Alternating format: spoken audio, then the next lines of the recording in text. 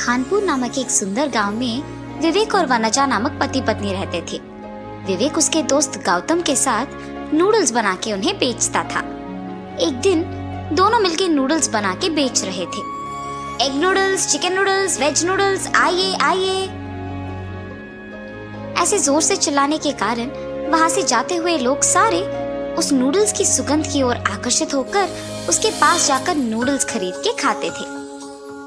विवेक, तुम नूडल्स बहुत अच्छा बनाते हो, बार बार आने का मन करता है नूडल्स के लिए। हाँ हाँ, सही कह रहे हैं आप। आपकी तरह इस गांव में तो और कोई नूडल्स ही नहीं बना सकता। ऐसे उसकी तारीफ करते हुए सभी उस गांव में उसके पास जाकर नूडल्स खाते थे और उसका व्यापार बहुत अच्छा चल रहा था। उस दिन दोनों दोस्त बहुत कमाते हैं और उन पैसों को खुशी से दोनों आधे में बांट के घर चले जाते हैं। कुछ दिनों से व्यापार बहुत अच्छा चल रहा है। अगर ऐसे ही आगे भी चलेगा तो मैं और मेरी पत्नी खुशी से जी पाएंगे।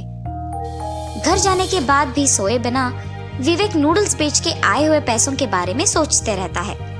उसे ऐसे सोए बिना सोच में पड़े रहना उसकी बीवी देखती है। क्या हुआ जी, आप आज नूडल्स जल्दी बेचकर घर आए और बहुत खुश भी दिख रहे हैं और अब भी कुछ सोच में पड़ गए? कुछ नहीं वनजा, आज मैं बहुत खुश हूँ, इसीलिए तुम्हें जो चाहिए वो मांगो, मैं वो जरूर दूंगा। ऐसे वो उसकी बीवी को उस दिन जो कुछ भी हुआ बताता है और नूडल्स बेच के आए हुए पैसों को उसे दिखाता है।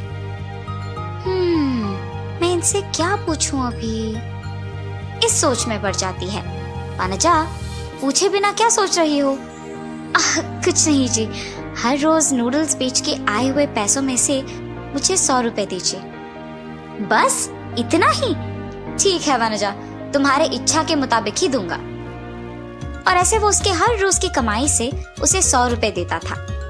ऐसे ही 100 रुपए देते देते बहुत साल बीत जाते हैं। एक दिन नूडल्स बनाते हुए दोनों दोस्त बात करने लगते हैं। अरे यार विवेक, हम सालों से इसी गांव में नूडल्स बना के बेच रहे हैं, इसीलिए ना हम बदले ना ही हमारी जिंदगी। अगर हम शहर जाकर यही काम करेंगे तो और पैसे कमा पाएंगे। इसीलिए मुझे लगता है कि हमें शहर जाकर दुकान लगाना होगा, है ना? नहीं गौतम, गांव को छोड़कर मुझे शहर जाना पसंद नहीं है। यहीं हमेशा की तरह नूडल्स बनाकर बेचेंगे ना हम। अगर मुझे अकेले भी जाना है तो मेरे पास कोई बचत के पैसे नहीं है। इसके साथ जाऊंगा तो निवेश के पैसे आधे में बांटकर हम दुकान लगा सकते हैं। बस यही एक चारा है मेरे पास। मुझे कुछ भी करके इसे मनाना ही होगा, वरना जिंदगी भर इसी गांव में रह जाएंगे। विवेक यार, हम बहुत साल से इसी गांव में रह रहे हैं ना, तुम्हें नहीं लगता कि हमें शहर जाकर एक बार कोशिश करना होगा? अगर लाभ नहीं हुआ तो हम वापस गांव आ जाएंगे। और मैं कभी नहीं कहूंगा कि शहर में नूडल्स का दुकान लगाएंगे। ठीक है? मंजूर है? ठीक है, अगर तुम इतना चाहते हो तो जाएंगे। ठीक है, हम कल ही निकलेंगे। ठीक है गौतम। और उस दिन दोनों नूडल्स बेचकर उनके घर वापस चले जाते हैं। अब जो मेरे दोस्त ने कहा कि हमें शहर जाना ही है, तो उसके लिए जरूरी पैसे भी तो लेना होगा और मेरी बीवी को भी ये बात बताना होगा। ऐसे विवेक उसके घर जाने के बाद सोए बिना उसके दोस्त की बातों के बारे में सोचते रहता है। अरे क्या हुआ जी, क्या सोच रहे हैं आप? वनजा, कल मैं और गौतम शहर जा रहे हैं, वही नूडल्स का व्यापार शुरू करके उसे चलाएंगे। आपको शहर जाने की क्या जरूरत है जी? यहाँ सब ठीक ही तो चल रहा है। तब विवेक उसे गौतम की बातों के बारे में कहता है। आपके दोस्त के साथ आपका शहर जाना मुझे बिल्कुल पसंद नहीं है। वनजा, पहले देखते हैं अगर शहर में दुकान लगाने से लाभ आएगा कि नहीं। अगर वहाँ ठीक से नहीं चला तो हम यही वापस आ जाएंगे ना। ये कह के सो जाता है। उसकी बीवी के मना करने के बावजूद वो अगली सुबह पैसे लेकर उसके दोस्त के साथ शहर चले जाता है। दोनों उनके पैसों के साथ शहर में एक दुकान खोलते हैं और नूडल्स बना के उन्हें बेचने लगते हैं। पहले दिन अच्छे पैसे कमाने के कारण वो बहुत खुश होते हैं। लेकिन कुछ दिन बाद उन्हें समझ आता है कि उनका सारा कमाई उनके खर्चों में चले जा रहा है। उनके निवेश के पैसे भी खत्म हो जाते हैं और इसके बाद उन दोनों को कुछ समझ नहीं आने के कारण वो दुखी बैठते हैं। यहाँ पैसे अगर बचे भी तो दुकान की किराई, सामग्री और बाकी खर्चों में सारा पैसा खत्म हो जा रहा है।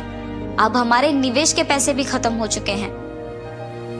हाँ, अब अगर हमें गांव वापस जाकर दुकान लगाना भी है तो उसके लिए भी पैसे नहीं बचे हमारे पास।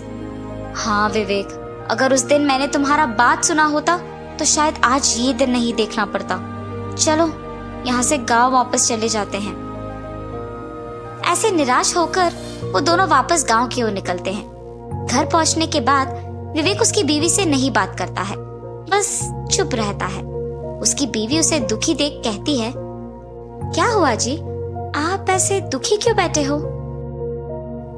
तब वो उसकी पत्नी को जो कुछ भी हुआ बताता है। अरे आप निराश मत बैठिए, हमेशा की तरह आप यहाँ नूडल्स बना के बेचिए। पर वो करने के लिए भी हमारे पास पैसे नहीं बचे। निवेश के सारे पैसे तो शहर में ही खर्च हो गए और अब हमें पता भी नहीं चल रहा है कि हम क्या करें। ये कहते हुए दुखी होता है। आपको ऐसे दुखी होने की कोई जरूरत नहीं है जी। आप हर रोज मुझे 100 रुपए देते थे ना, उन्हें मैं सालों तक बचाते आई हूँ। उन पैसों से आप और आपके दोस्त फिर से इस गांव में नूडल्स का दुकान लगा के काम कीजिए। ये कह के उन पैसों को लाकर उसके पति को देती है। उन पैसों से विवेक और उसका दोस्त गौतम गांव में फिर से नूडल्स का दुकान लगाकर हमेशा की तरह नूडल्स बना के बेचने लगते हैं। उन्हें उनकी गलती का एहसास होता है और नूडल्स बेच के आए हुए पैसों में एक भाग को भविष्य के खर्चों के लिए बचाते हैं और वो दोनों उनके